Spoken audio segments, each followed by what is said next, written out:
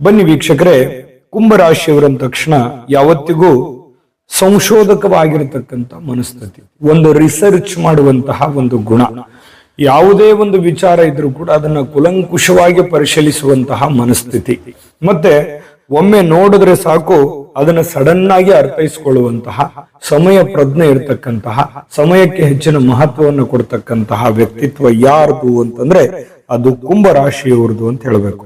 ಮತ್ತೆ ನಿಮ್ ಮೈನಸ್ ಪಾಯಿಂಟ್ಗಳು ಕೂಡ ಇದಾವೆ. ಚಂಚಲ ಸ್ವಭಾವ, ಮತ್ತೆ ಶೀಘ್ರದಲ್ಲಿ ನಿರ್ಣಯ ತೆಗೆದುಕೊಂಡ್ಬಿಡೋದು, ಸಡನ್ ಆಗಿ ಆತುರದ ನಿರ್ಣಯವನ್ನು ತೆಗೆದುಕೊಂಡು ಅನೇಕ ಸಲ ಕೈ ಸುಟ್ಕೊಂಡಿದ್ದೀರಿ. ಅಂದ್ರೆ ನಷ್ಟಗಳನ್ನ, ತೊಂದರೆಗಳನ್ನ ಅನುಭವಿಸಿರ್ತಕ್ಕಂಥ ಉದಾಹರಣೆಗಳು ಸಾಕಷ್ಟಿದೆ ನಿಮ್ ಜೀವನದಲ್ಲಿ. ಹಾಗಾಗಿ ಇದನ್ನ ಸ್ವಲ್ಪ ಬದಲಾಯಿಸ್ಕೋಬೇಕಾಗುತ್ತೆ. ಯಾವುದೇ ಒಂದು ಯೋಚನೆಯನ್ನ ನೀವು ಕೈ ಹಾಕುತ್ತಾ ಇದ್ದೀರಿ ಅಂತಂದ್ರೆ ಅದನ್ನು ಸ್ವಲ್ಪ ಯೋಚನೆ ಮಾಡಿ ಅದನ್ನ ಆ ಕೆಲಸವನ್ನ ಕೈಗೆತ್ಕೊಳ್ತಕ್ಕಂಥದ್ದು ಒಳ್ಳೆ. ಇನ್ನು ನಿಮ್ಮ ಮಿತ್ರ ರಾಶಿ ಬಂದು ವೃಷಭ, ಮಕರ, ಮೀನ ರಾಶಿ ಆದ್ರೆ ಶತ್ರು ರಾಶಿ ಬಂದು ಮೇಷ, ಕಟಕ, ಸಿಂಹ ರಾಶಿ ಆಗಿರುತ್ತೆ. ಇನ್ನು ಅದೃಷ್ಟದ ದಿನಾಂಕ 8, 17, 26 ಆದ್ರೆ ಅದೃಷ್ಟದ ಸಂಖ್ಯೆ 3, 6, 4, 8 ಆಗಿರುವಂತದ್ದು. ಅದೃಷ್ಟ ದೇವತೆ ಶನಿ ಪರಮಾತ್ಮ.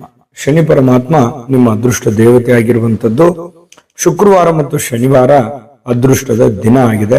ಇನ್ನು ನೀಲಿ ಮತ್ತು ಕಪ್ಪು ಅದೃಷ್ಟದ ಬಣ್ಣಗಳಾಗಿರುವಂಥದ್ದು. ಇನ್ನು ನಿಮ್ಮ ರಾಶಿಯ ರತ್ನ ಬಂದು ನೀಲಂ ಆಗಿರ್ತಕ್ಕಂಥದ್ದು. ವೀಕ್ಷಕರೇ, ಈ ಜುಲೈ ತಿಂಗಳಲ್ಲಿ ವಿಶೇಷವಾಗಿ ನಿಮಗಿರತಕ್ಕಂತ ಫಲಗಳ ಬಗ್ಗೆ ನೋಡೋದಾದ್ರೆ, ಬಂಧು ಮಿತ್ರರ ಭೇಟಿಯಿಂದ ಸ್ವಲ್ಪ ಮನಸ್ಸಿಗೆ ಏನೋ ಒಂಥರ ನೆಮ್ಮದಿ ಆಗುತ್ತೆ, ಸ್ವಲ್ಪ ಚಿಂತೆಗಳು ಕಡಿಮೆ ಆಗುತ್ತೆ, ಮಾನಸಿಕವಾಗಿರ್ತಕ್ಕಂತಹ ಸ್ಥಿತಿ ಬರುತ್ತೆ, ಮತ್ತೆ ಗಟ್ಟಿ ಆಗ್ತೀರಿ. ಎಲ್ಲೋ ಒಂದು ಕಡೆ ಒಂದು ಕಾನ್ಫಿಡೆನ್ಸ್ ಬರುತ್ತೆ. ಎಷ್ಟೇ ಕಷ್ಟಗಳು ಬರಲಿ, ನೋವುಗಳು ಬರಲಿ, ತೊಂದರೆಗಳು ಬಂದರೂ ಕೂಡ ಎದುರಿಸ್ತೀನಿ, ನನ್ನ ಹಿಂದೆ ಏನೋ ನನಗೆ ಬೇಕಾದಂತ ಜನಗಳಿದಾರಲ್ಲ ಅನ್ನುವಂತಹ ಒಂದು ಭಾವನಾತ್ಮಕವಾಗಿರತಕ್ಕಂಥ ಧೈರ್ಯ ನಿಮಗಿಲ್ಲಿ ಬರತಕ್ಕಂಥದ್ದು. ಅದು ಒಳ್ಳೆ ರೀತಿಯಲ್ಲಿ ಕೆಲಸ ಮಾಡುತ್ತೆ. ಇನ್ನು